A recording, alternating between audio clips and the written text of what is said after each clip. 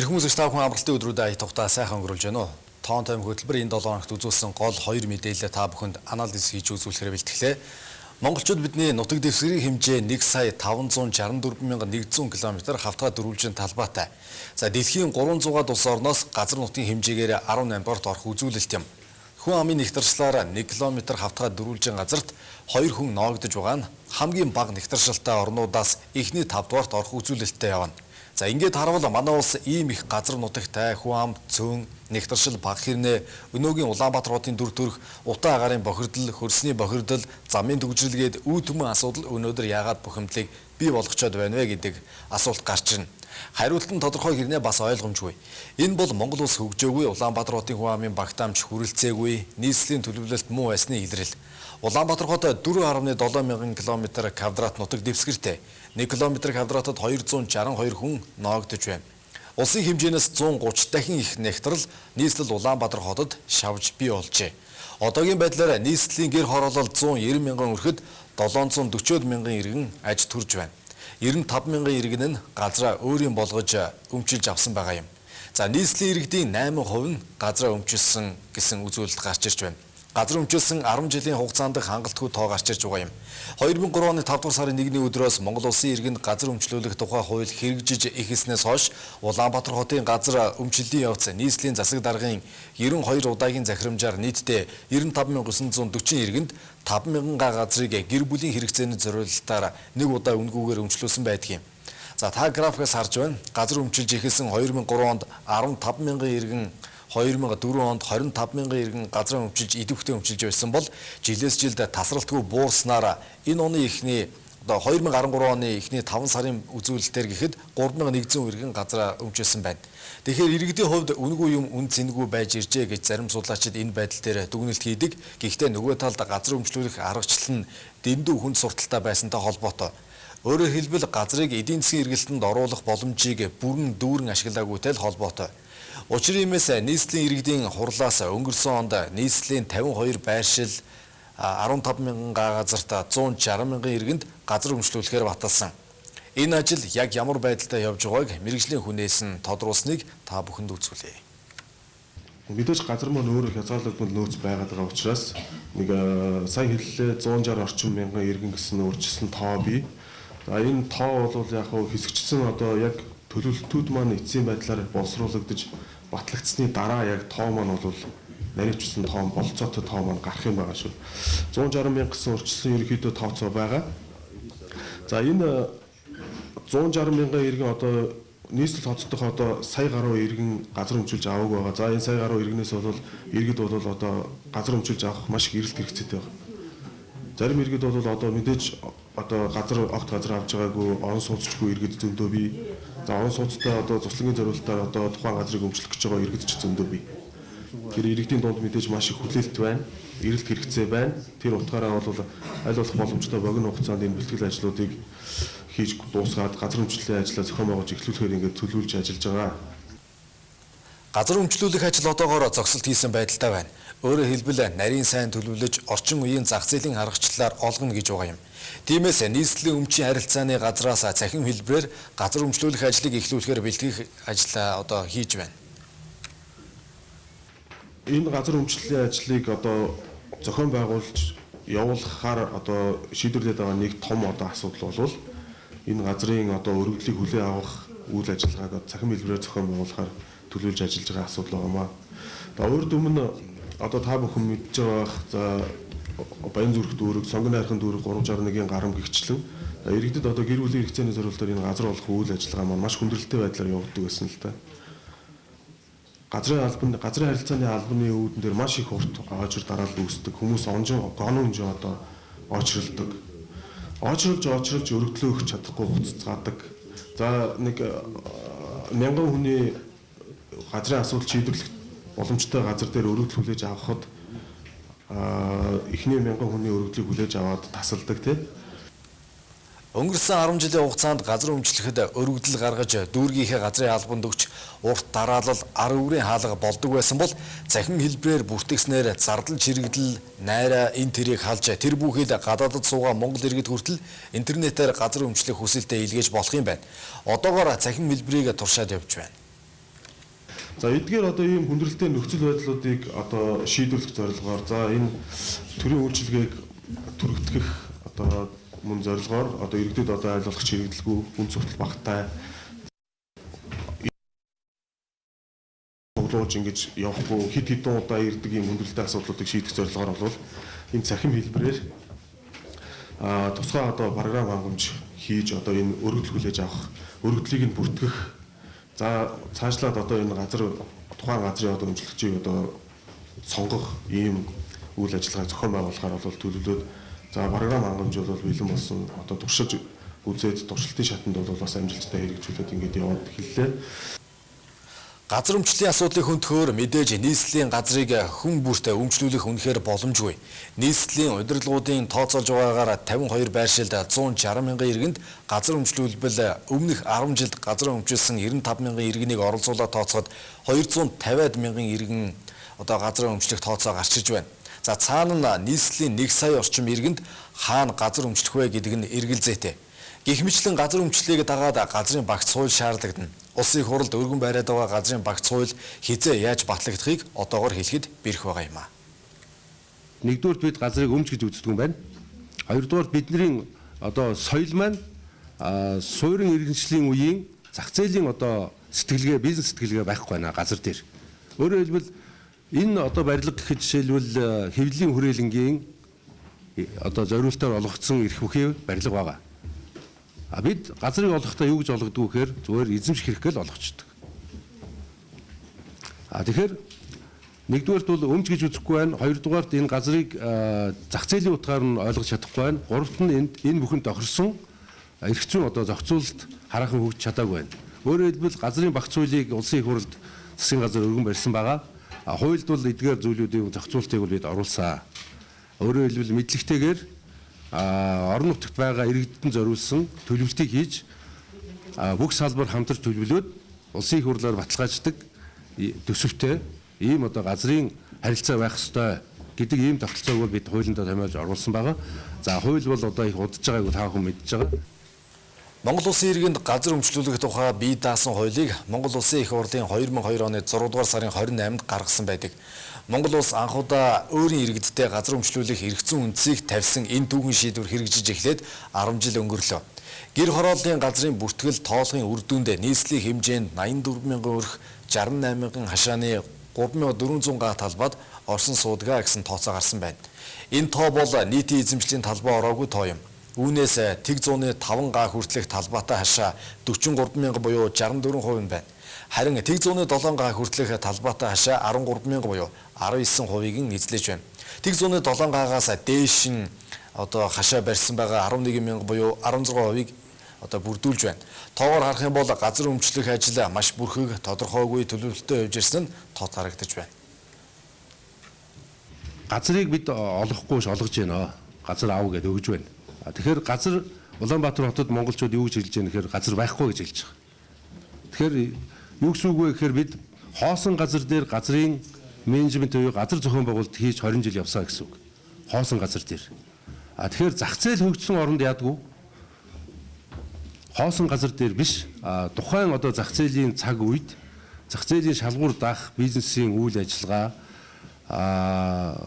хийгээд ингээд тэр зах зээл нь өөрөө газрыг дахин төлөвлөлтөнд оруулаад илүү одоо шалгарсан бизнес нь тэр газар дээрээ илүү одоо түрээд ингээд явдаг ийм л одоо зах зээлийн зам байгаа. Нийслэлийн зүгээс одоо 52 байршил дээр хэсэгчилсэн төлөвлөгөө хийгээд хаана сургууль цэцэрлэг гээд нийгмийн дэд бүтцийг барьж байгуулах вэ гэдгээ төлөвлөж байгаа юм байна. Ингэж шийдснээр 52 байршлын 15 мянган га газарт 160 мянган иргэнийг суурьшуулах ажлын тооцоо судалгаа илүү их тодорхой болно гэж албаныхан тайлбарлаж байна.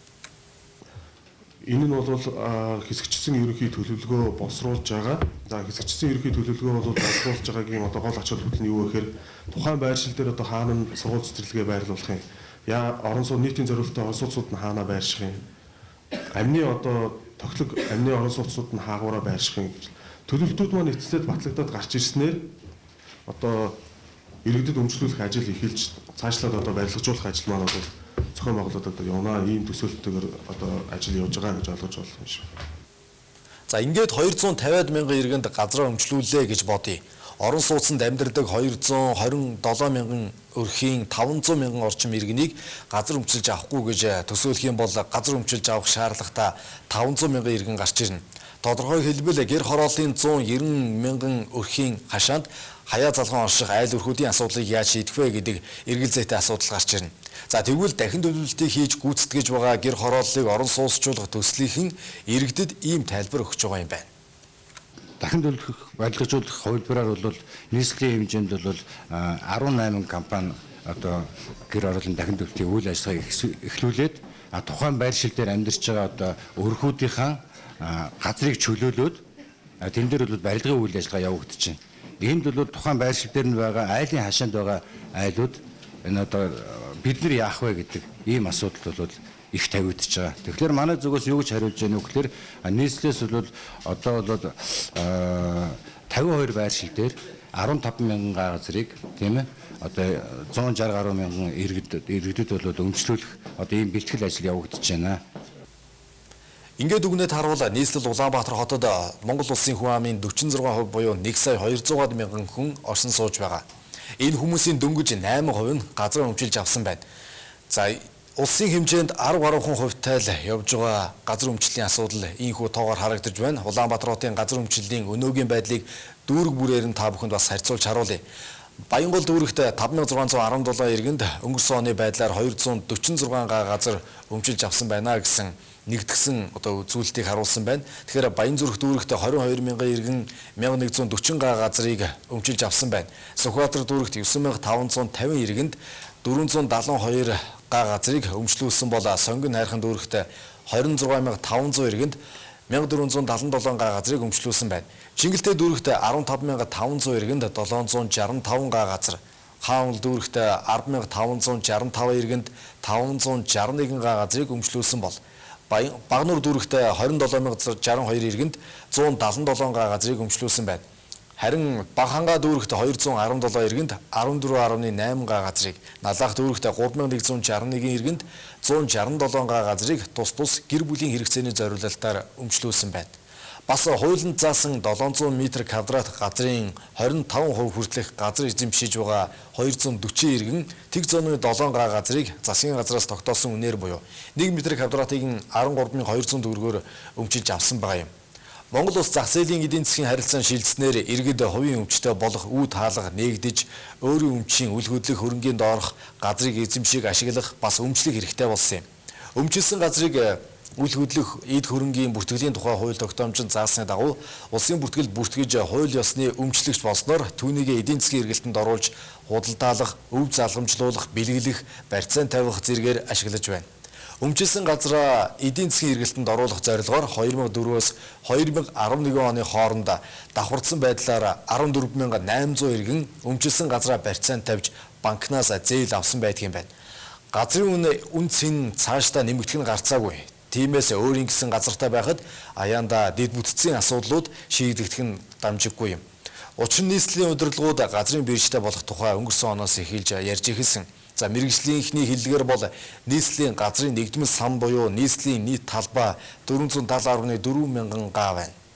Тэгэхээр одоо хөдөө аж ахуйн зориулалтад ашиглаж байгаа газар энэ талбаанаас одоо талбайн хэмжээнээс 266 мянган га буюу 57%-ийг нь бүрдүүлж байна. Хот тосгон бусад суурин газрын 41 мянган га буюу 9%-ийг эзлэж байгаа бол зам, шугам сүлжээний газар 5.7 мянган га буюу 1%-ийг нь бүрдүүлж байна. Ойн сан бүхий газар 77 мянган га буюу 16%-ийг нь эзлэж байна. Усны сан бүхий газар 4.1 мянган га буюу 1%-ийг нь эзлэж байна. Харин улсын тусгай хэрэгцээний газар буюу 77 мянган га талбайг одоо бүрдүүлсэн байдалтайгаар байна. Тэгэхээр нийслэлийн газар нутгийн 9% нь оршиж байгаа хот тосгон бусад суурин газар дотроо 48%-ийг нь орон сууц олон нийтийн бүс, 16%-ийг нь үйлдвэрлэлийн бүс эзлэж байна. Тэгэхээр дүгнээд хэлэхэд нийслэлийн газар нутгийн 60 гаруй хувийг хөдөө аж ахуйн зориулалтаар ашиглаж нийслэлийн газар нутгийн 9% нь иргэд төвлөрөн амьдарч байна. Энэ төвлөрлийг одоо дотор нь Улаанбаатар хотын орон сууц нийтийн бүсчлэлээр нэгэд ангилаад авч үзэх юм бол газар нутгийн 81% нь гэр хороолол, 9.7% нь орон сууц төвлөрч байна. За иймдээ ч хүрэлцээгүй энэ нийслэлийн газар гэдэг нэг үе бодоход маш их үнцэнтэй болжээ. Албан бус мэдээлэлээр буюу газар худалдаа авч байгаа барилгын компаниудын ханшаар бол нийслэлд 1 м квадрат газар дунджаар $100 буюу 170 мянган төгрөгийн ханштай байна. За ялангуяа Улаанбаатар хот тэр дундаа хотын төв рүүгээ ойртох тусмаа энэ үн бүр их нэмэгдэнэ. Түүнчлэн тухайн газрыг ямар зориулалтаар ашиглах байгаагаас хамаарч тухайн газрын үнцийг бас л үнцэнтэй болно. Нийслэл Улаанбаатар хотын нутаг дэвсгэрийн хэмжээ 470.4 мянган га, үүнээс 53% буюу 247 мянган га талбайг нь ашиглагдаагүй үлдсэн байна. За өнөөдрийн байдлаар нийслэлийн талбай нь ердөө 12.5%-ийг хот тосгон суурин газрын зориулалтад ашиглаж байгаа юм. Өөрөөр хэлбэл энэхүү суурин газрын талбай эзэмшлийг нэмэгдүүлэх замаар Улаанбаатар хотыг тэлэх газрын үнцнийг тооцож болохоор байгаа юм. Иргэн энэ оноос эхлэж газар өмчлөлд хамрагдахдаа ямар бичиг баримтаа бүрдүүлэх вэ гэдэг дээр бас тодорхой мэдээлэл өгөх зорилгоор бид мэргэжилтнээс нь тодруулсныг та бүхэндээс харуулъя. Хуучин бол бүрдүүлэх материалд нь иргэний үнэмлэхний хуулбар, тухайн хүний гараар бичсэн хүсэл, хорон даргын тодорхойлолт яг нөгөө тэр үед болохоор урьдчилж нөгөө ингэж байршлуудаа тоглож төлөвлөж яг хэсэгчлэр хөдөлгөөн боловсруулахгүй байсан учраас тухайн хүн авъя гэж хүссэн газрынхаа тойм зургийг л өгдөг байсан. Одоо бол энэ ажил бол захин хэлбэрч хэлцэнтэй холбогдуулаад тийм асуудал гарахгүй. Зөвхөн интернетээр өөрийнхөө регистрийг хийгээд л бүртгүүлэхэд тэр хүн газартай хэрвээ газар авч ирсэн бол тэр хүний регистрээр таны бүртгэх болцсон алгаатай газар авчихсан байна гэдээ бүртгэхгүй газар авч байгаа хүмүүсийг бол регистрээр шууд бүртгээд явах болцоотой гамаа.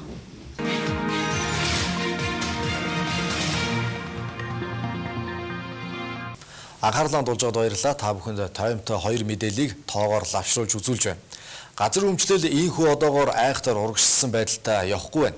За эрчим хүчний асуудал бас энэ цаг мөчид тулгамдсан асуудлуудын нэг байсаар байна. Шугам сүлжээний 30 жилийн насжилтаас болж цахилгаан тасрах, хот төлөвлөлтийн бус газар буусан 6,000 айл гэрэл цахилгаангүй гээд нийслэлд учрах асуудлууд мундахгүй. За түүнчлэн 19-р зууны байдлаараа лаага барьж байгаа сумууч бий.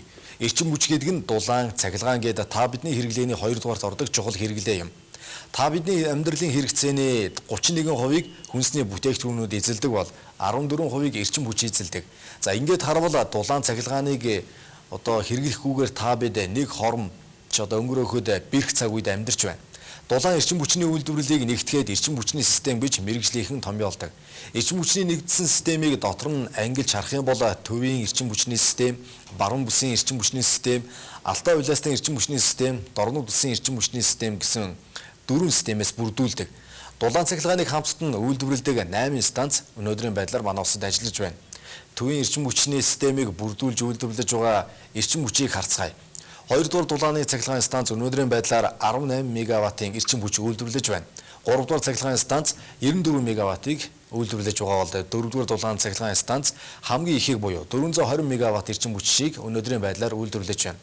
За түүнчлэн Эрдэнэтийн дулааны цахилгаан станц 14 мегаватт эрчим хүч үйлдвэрлэж байна. Дархны дулааны цахилгаан станц 29 мегаваттыг үйлдвэрлэж 32 мегаватт эрчим хүчийг бол салхид цахилгаан станц үйлдвэрлэж байна. За энэ бол салхин станц. За диспетчерийн үндэсний төвөөс ийхүү байдлаар өнөөдрийн дулаан эрчим хүчний үйлдвэрлэлүүдийг тооцож гаргасан байна. Төвийн бүсийн эрчим хүчний системийн нийлбэр ачаалал өнөөдөр 622 мегаватт байна. Хоногийн их ачаалал нь 702 мегаватт, бага ачаалал нь 430 мегаватт байгаа юм. Монгол улсын эрчим хүчний салбарын өнөөгийн дүр төрх нөхцөл байдал ямар хэмжээнд байгааг тоо мэдээлэлээр та бүхэнд бас цааш үргэлжлүүлэн харуулъя. Цахилгаан эрчим хүч их шаардагддаг нийслэл хотынхоо дүр төрхийг харах юм бол гэрэл цахилгаангүй айл өрхийн тоо 3 жилийн өмнө 3,000 байсан бол өнөөдрийн байдлаар 6,000-аар тоологдож байна. Эрчим хүчний салбар яам гэж байгуулагдаад 3 жилийн нүрийг үзэж байгаач яагаад цахилгаангүй айл өрхийн тоо нэмэгдэж байгааг эрчим хүчний яамнаас хотын төлөвлөлттэй холбож учирсан юм. Улаанбаатарын төлөвлөлт гэдэг юмтай холбоотой. За аль нэг хөдөөс ирсэн айл маань ирээд гудамжны 2 гудам цаан ч юм уу 100 метрийн цайтай буучхад би тог явъя гэж хэлж байгаа бол бидний нэг төлөвлөлт, тоног хөрөмжийн хүчин чадал энэ бүхтэй холбоотой байхгүй. Тэгээ энэ бүгдийг бид төлөвлөөд гудамжлаад ингээ хийгээд гаргацсан хүрэгцэн байж идэл тэр гудамжийн цааталтан ч юм уу тийм хойдолтон ч юм уу нэг айл ярьж буучхаа хэсэг айл буугаад тэгээд ингээд хангаж өгөөч гэдэг шаардлага тавихад эргээд эдийн засгийн хувьд төлөвлөлт бодлого тэр хүнд гарах зардлыг тооцож ажиллах боловсролчин энэ бүхтэй уялдаад дараагийн төлөвт хийх арга одоо хугацаа тавьж штэ. А хугацаа гаргана гэдэг чинь тэр хэмжээгээр улсын төсөв суулгах тийм ээ, хотын төсөв суулгаж ийж дараа нь одоо томт хөрөм сонголт хийж явна. Тэрнээс тэр томт хөрөм чинь сунгаад яваад байх тийм одоо хэцүү штэ. Манай улсын 331 сумын 303 нь дотоодын төвлөрсөн эрчим хүчний системүүдэд цахилгаан дамжуулах агаарын шугамар холбогдсон байдаг. Үлдсэн 29 сумын 13 нь сэргээгдэх эрчим хүчээр хангагдаж 7 аймгийн хил орчмын 13 сум хойд хөрш урд хөршөөс эрчим хүч импортлож байна. Үлдсэн 3 сум болох Өмнө Говь аймгийн Баян овоо, Хамбогд сум дизелийн цахилгаан станцаар эрчим хүчээ бий болгож байна. За гисэн ч Баян Онгор аймгийн 3 сум сэргээгдэх эрчим хүчний хувьд асуудалтай буюу чанартай эрчим хүчээр хангагдаж чадахгүй байгаа гэдгийг иргэд нь өнөөдрийн байдлаар гомдолсоор л байна.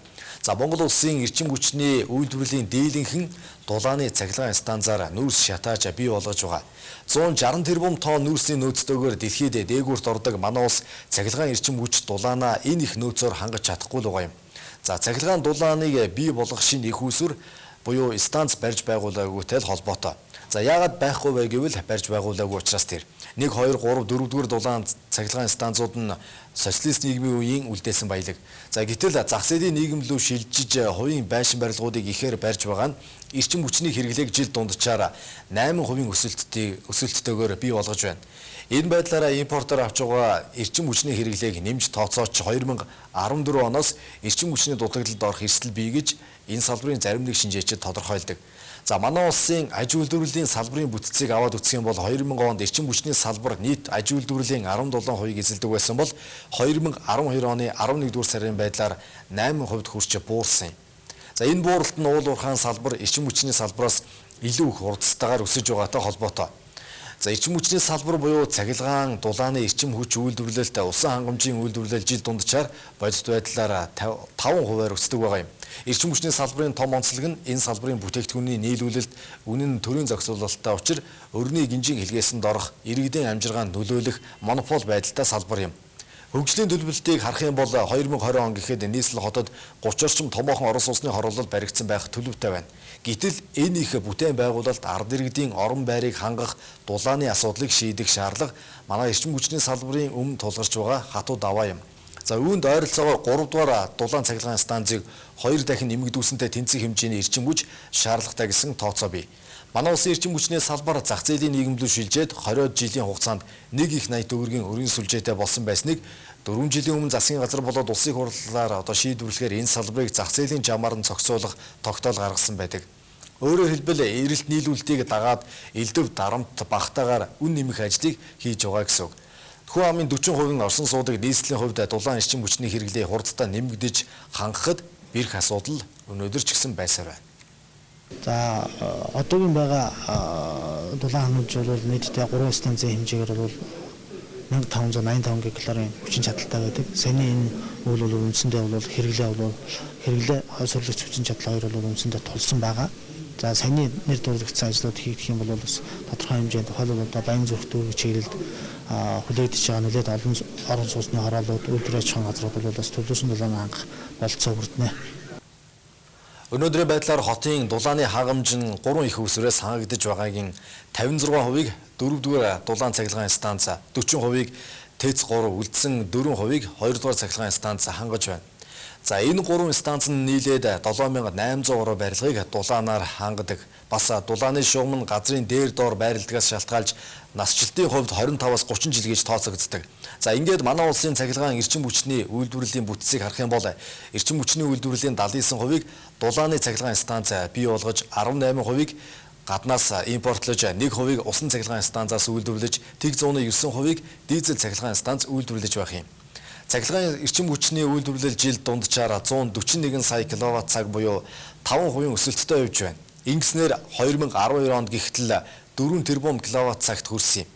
14 жилийн өмнө буюу 2000 онд 2.3 тэрбум кВт цаг л байсантай харьцуулаад харах юм бол өнөөдрийн байдлаар цахилгаан эрчим хүчний үйлдвэрлэл 2 дахин нэмэгдчихэд байна. Харин дулааны эрчим хүч үйлдвэрлэл жил дунджаар 112 мянган гигакалори буюу 1.7%-аар өсдөг байх нэ. Цахилгаанаас 3 дахин бага өсөлттэй явж байна. Орон нутгийн хувьд өнөөдөр эрчим хүчний хэрэглээ үйлдвэрлэл ямар байгааг бид Дундгуй аймгийн Далан задгад дулааны цахилгаан станцын инженерийн албаны дараагаас тодруулсан юм. За 70 дахь дулааны цахилгаан станц төрийн өвчид хувьцаат компанийг 2000 онд манай улсын засгийн газар бүгд найрамдах Солонгос улсын зээлийн хөрөнгөөр байгуулж байсан. За тэгвэл энэ дулаан цахилгаан станц нь ямар байдалтай байгаа тухайг инженерийн албаны дарга нь ингэж тодорхойлж байна. Манайх чинь 6 мегаватт байж хахад биднээс 6.3 мегаватт хүрч өсөж ирсэн цахилгаан эрчим хүч. Тэгээд үл үндсэндээ бол тоноглолын нэгж хүчин чадал буураад одоо ингээд нөгөө хангалт хийж чадахгүй хүрч байсан. Ингээд үл аймаг орон нутгаас бол бас тодорхой хэмжээний бодлого явуулаад орон нутгийн хөрөнгө оруулалтаар төсвийн хөрөнгө оруулалтаар 3 мегаваттын өргөжлийн станц барьсан. Энэний хүчинд бол одоо төвийн эрчим хүчинд холбогдсон бол манай аймаг бол тодорхой хэмжээний цахилгаан дулаанаа үйлдвэрлээд түгээгээд ингээд ажиллаж байсан. Одоо бол төвийн эрчим хүчтэйгээ биднээс зэрэгцээ ажиллах гол одоо бол тусдаа синхрон хормонд ажиллаж буй төвийн эрчим хүчнээс тусгаар. Ийм учраас бол төвийн эрчим хүчинд бол одоо энэ холбогдох зайлшгүй шаардлагатай байгаа. Төвийн эрчим хүчинд холбогдсон тохиолдолд бол 3 мегаватт, 4 мегаватт, 5 мегаваттыг бас төвийн эрчим хүчиндээ бас нийлүүлэх ийм боломжтой. Орон дулаан эхэлж их засварын ажил, өвлийн бэлтгэл ажил эхэлж байна. Үүнийг дагаад аж ахуй нэгжүүд айл өрхүүдийг гэрэл цахилгаан усаар нь ээлж дараалуулан тасалдаг. За иргэд энэ байдал тохирдог. Энэ бүх асуудлууд нь шугам сүлжээний 30-аас 40 жилийн насжилттай холбоотой гэж диспетчерийн үндэсний төв тодорхойлж байгаа юм. Дамжуулах сүлжээний одоо дэд станц, түүний тоног төхөөрөмжүүд, агаарын шугамууд, за мөн түгээх сүлжээ талд бол одоо кабель шугамууд байна, ТП байна, хуйлгын боломжууд, эдний тоног төхөөрөмжийн насжилт их урт байгаа. Энээс улбалаад бас тодорхой хэмжээний тасал саатал бол гарах. Техникийн дамжуулах мөн одоо дулааны одоо шугам магистраль, салаа шугамууд дээр хөрөнгө оруулалт хийж одоо шинжлэх энэ асуудлууд бол байж байгаа. Шугам сүлжээний асуудал бол хонглын системгүй газар болсон шугам сүлжээ нэг дор сольчих боломжгүй байгаа учраас ийхүү байдалтайгаар тог цахилгааны асуудал өнөөдөр хүндрэл учруулсан хэвээр байгаа юм. За бид та бүхэнд энэ 7 хоногт үзүүлсэн гол мэдээлүүдэд тоймдож үзүүллээ. Анхаарлаа хандуулсанд баярлалаа.